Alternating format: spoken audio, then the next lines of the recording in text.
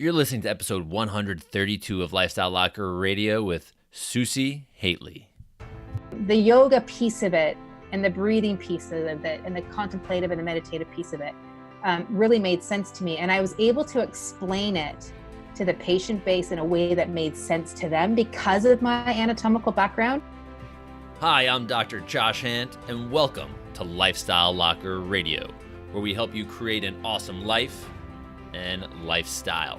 From nutrition to fitness, mindfulness to peak performance, and relationships to money mindset, we bring you on an amazing journey to help you unleash your human potential. So here's a little bit about our guest today, Susi Hately. She's one of the industry's top yoga therapists and trainers, and as a young student of yoga, she began to combine the ancient practices of yoga with her BS in kinesiology at the Vancouver Pain Clinic. When she continued to encounter individuals, including yoga instructors, who accepted that their pain was normal, she began to explore how yoga was being taught and practiced. By designing therapy programs that utilize sound anatomical principles of kinesiology with the time-honored practices of gentle yoga, she enabled people to find pain relief, feel good, and rediscover vitality in their lives. Trained in Canada and in India, Susi began teaching yoga in 1999.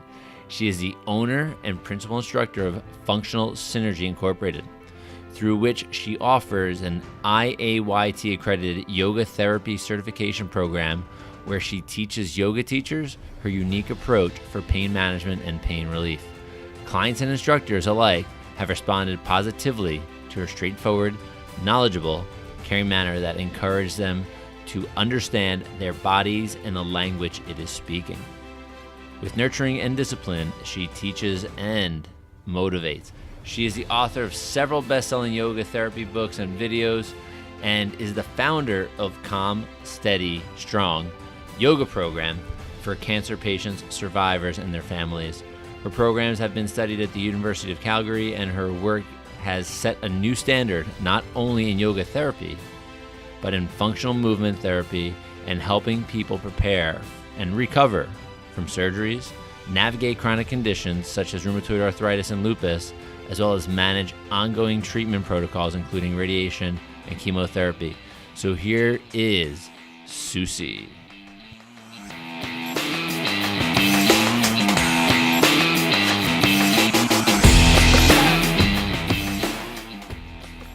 Hey everyone, welcome back to Lifestyle Locker Radio. We have an amazing guest today. She's our first in what she does, so I'm very excited to have her.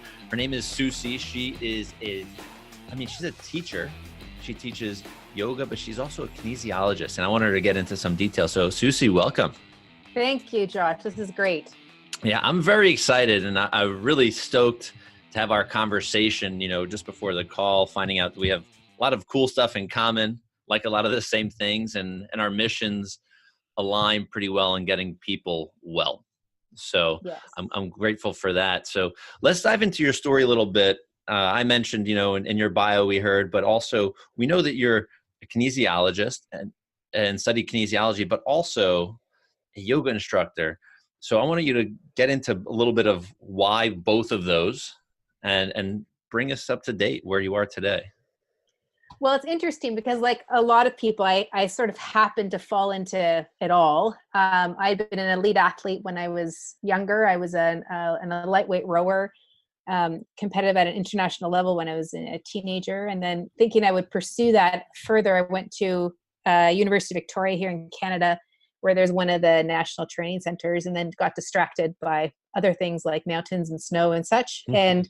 But I also found this thing called anatomy, and I didn't really think much about it during high school. I more went to university to row as opposed to do other things. And so then I found anatomy and fell in love with anatomy and physiology. And then the degree was actually kinesiology and study of human movement. And when I graduated, I began working in a chronic pain center. And at the same time, funnily enough, in the latter part of my teen years, I became more and more injured. So I myself had persistent pain.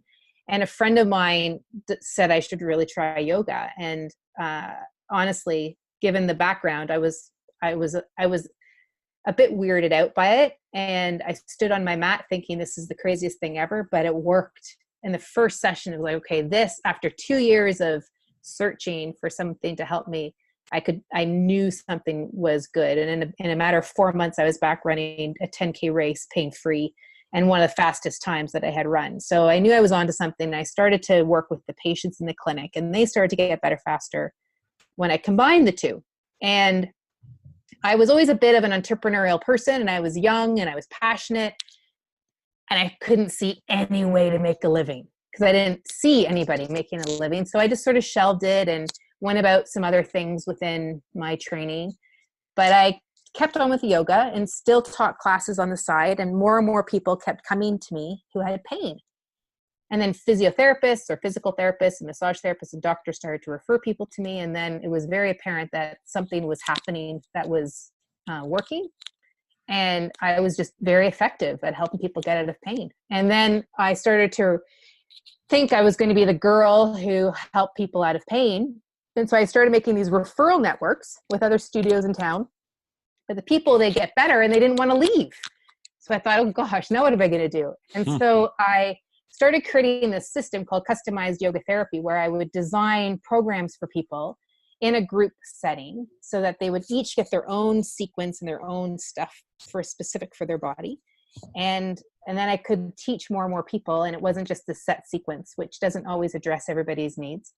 And I could address people's needs. And it just evolved from there. And this blend between the ancient practice of yoga, breath, stillness, meditation, combined with what I knew with modern day science of exercise physiology, anatomy, biomechanics, it worked really, really well. And it just evolved. And I've been now doing it for, 25 years now. So it's now I'm teaching other teachers, other healthcare professionals, as well as still having I now have a private clientele just because I don't have the bandwidth to do groups. So I have a private clientele as well as training others. And it's great. It's so much fun to help people recognize that there's possibility that healing can happen, that getting out of pain is possible. And then when they do, and then the vitality that they unleash as a result of that it makes it all so worthwhile. Yeah, I love seeing people get better, and I can only imagine, being in the profession you're in with, working in a pain clinic to where you are today and evolving, like the type of results you see are probably very different than you may have seen early in your career as, working in that pain clinic before you really started to introduce too much of the yoga. Yes, because the traditional back then, it sounds so funny when I get to say that these days. Back then, it will sound like my parents did at one time. But anyway, back then it was really all about just get the person back to work. There wasn't the understanding of what pain really was, and they didn't really care about pain. But to me, intuitively, that didn't make sense. And even though I had no words and I had no evidence, I had no nothing, there just didn't seem to fit. Like if there's pain, there's got to be something wrong. And so the yoga piece of it and the breathing piece of it and the contemplative and the meditative piece of it really made sense to me. And I was able to explain it to the patient base in a way that made sense to them because of my anatomical background. And I like to say that I like to bring what a lot of people consider esoteric down into reality or something that's understandable. So it was fun to help make those concepts make sense. And now these days we have a much better understanding of what pain is and how it impacts people, and that it's not just about pushing through and that it's a lot more people. Life's different now. A lot more people are open to it. Meditation is huge. Yoga has gone through a variety of different metamorphoses. Qigong and Tai Chi, and so many different practices in what used to be considered alternative realm are really quite mainstream. So it's the message is very straightforward now, I find. How cool is that?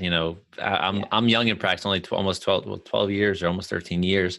And the difference when I started to now is in the we'll call a wellness industry, the lifestyle industry, is amazing. Between meditation becoming like something that's cool and mainstream. I'm like, really?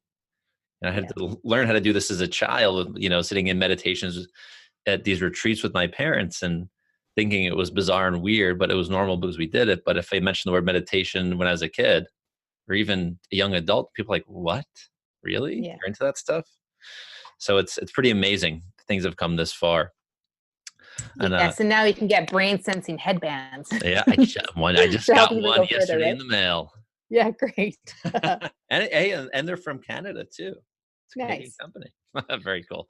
So I want to ask you something. I was looking at just the wording in your bio, and it says yoga therapist. And Yes. granted, I'm ignorant, if you will, in the yoga world. I'm a newbie, and when I think yoga instructor, yoga teacher. Is there a difference, or is that just terminology? Just therapist is same or different? So when you're applying yoga from a therapeutic standpoint, it's really more about helping people who have issues. Now, people who have Okay. issues do go to regular classes, but the regular classes aren't designed to address those particular classes. So if you're in a large group that's doing a flow or doing a hot sequence or something, then you might feel better. You may have back pain or knee pain or something, and you might feel better, but the class isn't specifically designed to address those issues. Whereas when you're working with someone who's got a therapeutic background, so we typically call those folks yoga therapists, Okay. they're trained to work specifically with issues utilizing yoga as a means to help them. Okay. Because I thought that was a pretty unique, the wording was unique, and I wasn't sure if it actually meant something. So it would be more for someone that's on a one-on-one with you to create a specific outcome. Right. Okay. And that's pretty neat. The classes I've taken have been pretty amazing, but I see what you say, where you're saying that it's not catered to the person individually. It's I guess it's a flow is what they call it. And you may have to adapt or modify if you can't do certain poses, but it may not be helping you through what you need to. Yeah, so there might be people who have disc protrusions, or, even like a number of my clients, they are entrepreneurs and executives who the one thing they've known how to do in life is pull up their bootstraps and carry on and push through and put the blinders on. And anyone who comes from an athletic background, they have that tendency. I mean, I know when I was a rower, one of the things I was very good at was just putting my head down and just going, right? And you pull until you can't pull anymore, and hopefully you're past the finish line. And I mean, your background with skiing, it's like you just keep going until you Yeah. can't go. It's just part of what it is to be an athlete. And so if you've got any of that inside of you, then you've got the determination and the stamina just to keep pushing. And there's a point, and it may have to do with getting older or whichever, but there's a point which some of that compensatory strategy doesn't work anymore. And then some people really start to feel themselves burning out. And even when they feel themselves burning out, I find a lot of folks who are former athletes, they just know how to push harder. It's like, ooh, I'm not feeling productive enough. I just got to get fitter, or I need to get stronger. And they just kind of keep pushing, and they go to yoga and it's too much. And they don't understand it. So sometimes I find that they need to relearn how to listen to their body and how to actually pay attention to the signals that they've just completely blown by, and only because they're so quiet and they haven't been paying attention. And so then when they understand those, and they can see how the signals or the symptoms of their body are trying to get a hold of their attention and telling them when to rest and when to push, then they've got a better understanding of how their body works, so they can really use their body to serve them. And as a result, their minds become clearer, they become less tired, and they just are way more productive. And then they'll notice that their stamina gets to another place again, where they can go back to like a regular class, which isn't so specifically designed for therapeutic. It's something that they can easily enjoy without having to do a bunch of modifications. Okay. So here's a question for you. With these, we have a lot of people that are athletic and are entrepreneurial that are listening to the show. What are like signs that, besides like pushing through? I mean, that may not be a sign that's something that they do, but what would be a sign of maybe people are pushing themselves too far, or pushing themselves too hard, or letting, like, they need to take a break? How do people start to figure this out? I think two real key ones are, if you start to notice that your brain, which was really, really clear at one point, and you almost knew that was one of your skills, it starts to become less clear, and you fight it a little bit, and yet the clarity keeps kind of keeps fading. Then what often people will say is, oh, I'm just getting older. Well, if you start hearing yourself say that, then something's up, because that is the case, but it doesn't have to be your reality. The other is if you find yourself, it's getting harder and harder to get up out of bed in the morning, or you're needing whatever stimulant in the middle of the day or the middle of the afternoon. So whether it's a coffee, or whether it's a bulletproof coffee, or whether it's a fill in the blank, whatever the elixir of the day is, if you're finding that you're needing to get a boost up, that's a pretty good indication that your supplies are getting low. There's an Ayurvedic practitioner, and Ayurveda is an Indian form of medicine, which she has a really great concept called the bucket syndrome. And the bucket syndrome is that you've got your real energy, and when the real energy drains, you start to pull from your adrenal energy. And then when the adrenal energy starts to drain, then you start to pull from your hormonal energy. And so lots of times people will say or think, particularly women, will think that their hormones are out of balance, which they are, but it's actually not the real problem. That sometimes it can actually be a problem of exhaustion, but you didn't actually notice it was exhaustion because the body was so good at compensating with the other systems that it has in place. So when you notice that it's just that much harder to get out of bed in the morning, or you're just kind of pulling your butt into the workout, and it's not, your recovery is getting slower, your brain's not as clear, those types of things, those are pretty good indicators. And I think the other piece is that if you notice that you're very intelligently explaining away your symptoms, that's probably another good indicator that something is up. I like that. Intelligently explaining away your symptoms. I like that one. I'm gonna write that one down. Well, that's the thing with entrepreneurs, right? Because entrepreneurs tend to be a clever bunch and very smart, and they find ways around stuff. And so that skill set is it's in our makeup. And so we'll find workarounds. And so those workarounds work. They work in our business, they work in our life, they work in our body, they work in our relationships until they don't work. Or they call it like hacks, right? It's noticing when they don't work anymore, and being honest about it. Yeah. I think it's pretty interesting that people are doing this. They're trying to create like a hack, if you will. Yes. For something in their life. And if they have to create a hack, that means they're not willing to put in the real work that needs to get done to do whatever that is. And that may mean taking a break. That may mean taking a yoga class instead of CrossFit, or taking a yoga class instead of, I'm going to do a 12-mile run today, or something like that. So that's pretty interesting. And I see myself when I'm picturing myself when you're talking through this, because I'm not like an elixir in the middle of the day kind of guy. I meditate. I do a lot of the right things, but I can tell when I need to take a break, because it affects, with me personally, it will affect my relationship with my wife. Yes. That's my indicator. That's my, okay, I'm spending too much time diving in my passion, where I'm not giving the rest of my life balance. And that's where I see it. So I use that as my indicator. And it's really interesting. Then I have to really pay more attention to maybe even some other things that I may be trying to shelve or hide, so I can push through, so to say. Yes. And I like to use the traffic light analogy. So a lot of times people come to me and they're already at red. And so my job is to help them get to yellow. And so then they learn the indicators that if they keep, so their pain gets down or their symptoms start to drop. And I say to them after the first session, because they become aware of an awful lot in the first session. I bet. And then I say, okay, I want you to notice when the symptoms come back, because this new pattern that you've developed doesn't have the stamina or the legs yet. So your old pattern is going to come back, and I just want you to notice when it does and what else is happening. And so then they start to recognize the indicators that are leading them to red.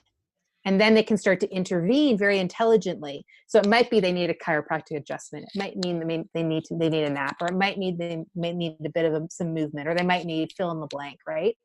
And then they start to figure it out for themselves, because every person, it's different, right? It's not the same thing. And then as they start to become more aware of the yellow lights, then they become aware of, okay, is it a stale yellow or a fresh yellow? You know, when you're coming up with the car and you're driving along and you see the lights, you're like, oh, can I burn through that yellow light or not, right? And so then they start to see that, and then they start to play in the realm of green to yellow. And so I like to tell people, yellows aren't bad. Yellows are the things to let us know that if we keep doing what we're doing, then we're going to get to orange and we're going to get to red. So then you can play in this place, and you'll notice that your energy will get a lot better. And for you, one of your yellows is your relationship and what's happening with your relationship. For other people, it could be sleep. For other people, it could be, I mean, if they get angry faster. Others, it's their mental clarity. For others, it's a symptom in their body coming back. So it's paying attention that none of these things are bad, right? So you notice that something's going a little sideways with your relationship. It's not a bad thing. It's like, oh, look at that indicator. Yeah, it's like I just blew by something. I just missed something. So at least there's something to help keep you back on track. And I think sometimes people fight symptoms, thinking that they should be gone, when in fact they're a lot more. Do I want to use the word benign? It's not so much they're benign, but they're very fruitful, and they're really serving us to live our best life. They're not something that's bad and horrible. So this is interesting. We like in this conversation, we're talking about patterns. And I know as someone that studies kinesiology, you're studying like muscle patterns, movement patterns, right? All of the way people move. And I'm wondering if when people start to fail in these patterns, these we'll say movement patterns that you're an expert in, do you also notice that those same individuals, their patterns like in their life are broken? Does one come before the other, you think? Well, that's a really great question. I have people simply notice their movement patterns, and then they are the ones who notice the other patterns. And so, yes, they notice that there's other things that are compensated in the other parts of your life. I really like to use the word hack, because there's lots of talk about biohacking and here's the latest life hack, when that's really just a workaround. So it's like, yeah, I mean, it can work to get you through something, but is it really solving the problem that is? And so as people start to solve their movement patterns, there's often a byproduct of that naturally, where they are looking at other patterns as well. Okay. It's just interesting, as a chiropractor, I obviously get to see movement. I get to see it, even through X-ray, like movement during X-ray. And it's wild when we start getting into people's lives. And I joke with our patients, say, our office is called the life center. It's not like the pain center. Yes. And as their structure and their neurology, as things start to change and move, and they're taking yoga, they're doing a lot of proactive things, hopefully outside of the practice. They come in, and my staff always says this: they're different people. Yeah, they're different people. They're not the same way they came in a couple months ago. I go, isn't that cool? Mm-hmm. Well, so like that's really neat, that the patterning that you're teaching, you get to teach them that with your practice, and they start to figure out the other hiccups that are coming along with it. Yes. Yeah. So also I want to ask you one other thing. We talk about healing, and I know everybody's got like a very, like something that they've studied so much, like yourself, that we have a deep background in particular studies. So what for you is like, what do you think the most important component to healing is? Or someone heal, like what helps someone heal is? From a professional standpoint, my number one is helping someone become aware. Because a lot of times the pain isn't where the problem is. Mm-hmm. And so people try to fix, and they might get adjusted, for example, under your care. But if they don't actually, that might do the symptomatic care, they might do the symptomatic management, but then that doesn't actually change anything, because it's not the real problem. And so they're not going to the next level. And so when people really, and this is why what I do works so well with chiropractor, is that as they become aware of their own movement patterns and how those movement patterns are impacting different aspects of themselves, then they can start to see the actual problem, the problem that is, as opposed to the problem that isn't. And then the other factors that they might be doing, whether it's chiro or massage or nutrition or whichever, then those items start to have a greater impact on them, and they can build upon that, but without that awareness. If you're not aware of something, you're not going to change it because you're not aware of it. So until you're aware, you won't make the change. And so the fundamental piece is gaining the awareness and then doing something with that awareness. That's great. So I like that. I mean, that's so huge. And in your practice, I know you're also teaching yoga instructors your protocols, which I think is simply amazing. So they're becoming therapists, right? Like yoga Yep. therapists as they Yes. come through. So with awareness, I'm just like, I like this topic a lot because it's so broad, but it's very deep in in each section. So when you have your client and you're working with we'll say a private client, how do you help them start to look at these other areas of their life as they're going through your process, of movement and, changing patterns and changing their life, if you will? What are the things you're doing with them to help them become aware in different areas? Well, this might sound really strange. I don't. Okay. It happens organically. Okay. So as they feel better, as they recognize that they're tolerating, when they start to realize what they're tolerating in their own body and it becomes intolerable and they resolve that then shows them where they're tolerating in other areas of their life. Okay. So it just happens. It just happens quite naturally. Okay. So I think it's neat that, they figure out how to nourish their body. And I don't just mean nutrition, but all of these other areas of their life when their body starts to, if you move the right way. How cool is that? Yeah. And I think part of it's because when people start compensating less and they start to move more efficiently and they are absorbing the forces and load through their body more effectively. And so then whether it's CrossFit or skiing or yoga or whichever activity, they just do it better. And then they're happier. And then they start to notice, well, wait a second, this other part of my life's not working so well, right? So it just starts to shift because I'm not so much about symptom management. It's really about change. And the change that I'm offering them it's very step by step. Like they don't actually, in many cases, they don't actually realize that they're doing it because it's not like, okay, now we need to strengthen the glutes. Because sometimes people will try and strengthen the glutes, which a lot of times can be a reason why SI joint issues happen. Mm-hmm. But I step it back further and go, wait, hold on a second here. The glutes didn't wake up one day and say, I'm not going to fire. This is so true. The glutes are responding to other forces at play, right? And so why is it in this person's system that the glutes feel the need not to fire? And so I don't necessarily go after the glutes. I go after the other movement patterns, and then all of a sudden the glutes start to fire. So the people don't even really realize kind of what they're doing until they realize what they're doing. And so it's not a lot of thinking time that they're doing. It's more feeling time that I'm coaxing them toward.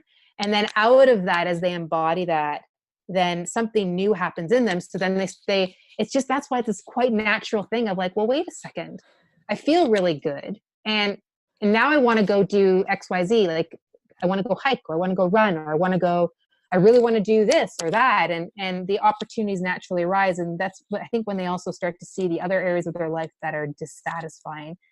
And perhaps because the thing that the body, which had been a big problem for them, is now not a big problem, maybe these other things are not as hard to tackle either. Yeah, it's interesting. You're making my brain race here, and I'm trying to just think of something. And I'm picturing this because I've heard similar conversations. But you're taking someone from a very mechanistic point of view, like my body is just a bunch of parts. Like my glute, I need that glute to work, but not looking at the rest of the human. To saying, hey, there's a lot of pieces of this puzzle. You're actually more than the sum of your parts. You're more whole. Yes. You're transitioning their thinking of, doing an oil change on a car to, wow, you're a living, breathing human being that's got a lot of components that are working all at the same time. And you Correct. can't just change one little thing. It's a pattern that needs to shift. It's really neat. Yes. Yeah. Yeah. A vitalist in the making, right? I think it's I love it. I love it. So where are the best ways? So I know you take you said privates only now, so I'm sure that's a little bit harder to do, to find you that way. But how would people connect with you or with the people that you're teaching? Well, interestingly enough, most of my private clientele is online, so it's actually quite okay. All right, so simple. never mind. Quite simple to connect with me. Sometimes I'm not available, but it is. I can see people. I see people all over the globe online, which is terrific. Wow. And then being in the time zone that I'm in, Bee Mountain, it seems to serve a lot of people, whether they're Europe or Australia or Eastern time zone. So that works. So people can connect with me. They can come to my website at functionalsynergy.com. They can find me on Instagram at Susi.Hately. They can find me on Facebook at the same place. And there's a number of videos that I have in Instagram and Facebook that people can follow and kind of get a feel. So they can even just find me and follow stuff there to help themselves. And then if they do want to connect for some private sessions, they can find me at my website at functionalsynergy.com. Awesome. So one last question that has three answers. So if you had to tell our audience, listen, you should do these three things tomorrow to help you unleash your human potential just a little bit more, what would they be? The first one would be to breathe. Okay. Second one would be to take a moment and just be still, and that's part of the breathing, even for 5 breaths. And that might be to watch a sunset or a sunrise, or just look into the cup of coffee and just be quiet. And the third one, I'll say drink a glass of water. Awesome. Very cool, Susi. I'm very excited. This was a great conversation, and I feel we have a lot more to tackle, which may be in the future episode. Oh, yeah.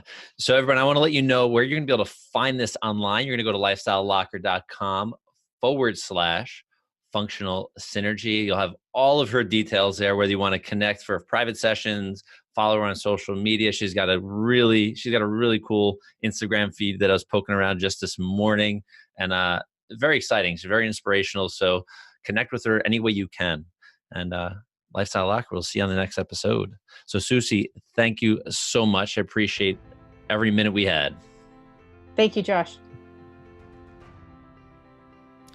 Yo, Lifestyle Locker Nation, what's cooking? I hope you enjoyed that episode with Susi.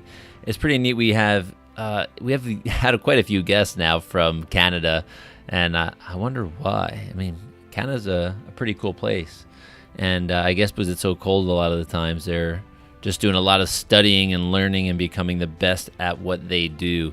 But all kidding aside, I love having all these guests from around the world. And I'm always looking for new guests from different continents that bring some great knowledge and great content and some actionable items for all of you to learn.